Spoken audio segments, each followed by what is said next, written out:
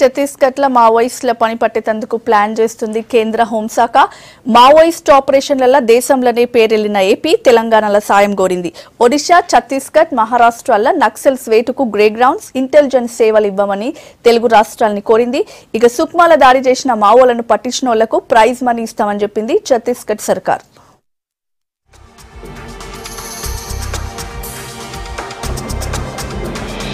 ఇరవై 25 మంది జవాన్లను చంపిన మావోయిస్టుల కోసం వేట షురూ చేసింది ఛత్తీస్గఢ్ సర్కార్. మావోల తలలకు రేటు కట్టింది. పాణంతోటి వట్టించిన శవాన్ని అప్పజెప్పిన లక్షలిస్తామని పోస్టర్లేపించింది. అందరికంటే ఎక్కువగా మావోయిస్టు కేంద్ర కమిటీ సభ్యుడు రావుల సంతోష్ను వట్టిస్తే 40 లక్షలు ఇస్తామంది. సురేంద్రకు 10 లక్షలు, సోడిలిగేకు 5 లక్షలు, వనజ మీద 8 లక్షల ప్రైజ్ మనీ పెట్టిర్రు పోలీసులు.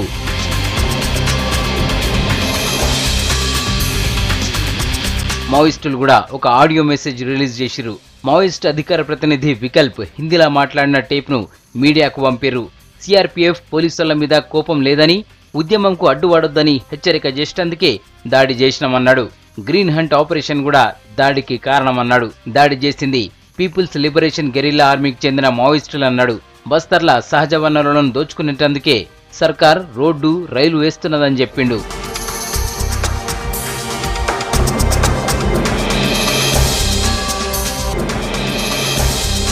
ఇక ఛత్తీస్గఢ్లో మావోయిస్ట్ ఆపరేషన్ కు నాయకత్వం తీసుకోబోమని తెలంగాణ పోలీసులు కేంద్రానికి చెప్పారు.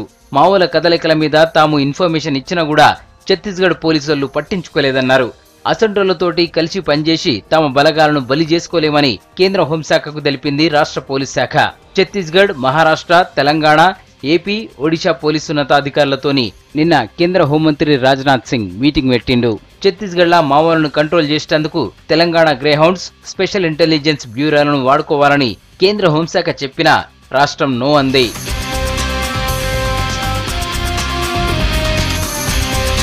ఇన్ఫర్మేషన్ ఇచ్చినాక కూడా సరిగా వాడుకోలేకపోవడం మీద ఛత్తీస్గఢ్ ను కేంద్రం నిలదీసింది. వచ్చే రోజుల్లో ఇట్లనే ఉంటే మరింత నష్టమైతదని, అందుకే కలిసి వెళ్దామంటున్నది కేంద్ర హోంశాఖ. తెలంగాణ, ఏపీల ఎస్ఐబీలు ఇచ్చే సమాచారంను వేరే రాష్ట్రాలు సీరియస్ గా తీసుకుని వాళ్ళతోని సహకరించుకుంటా ముందుకు పోవాలని అందరినీ ఆదేశించింది. తొందరలోనే ఛత్తీస్గఢ్లో ఈ 5 రాష్ట్రాల డీజీపీలు కలిసి యాక్షన్ ప్లాన్ మీద మాట్లాడుకుంటారని తెలిపింది.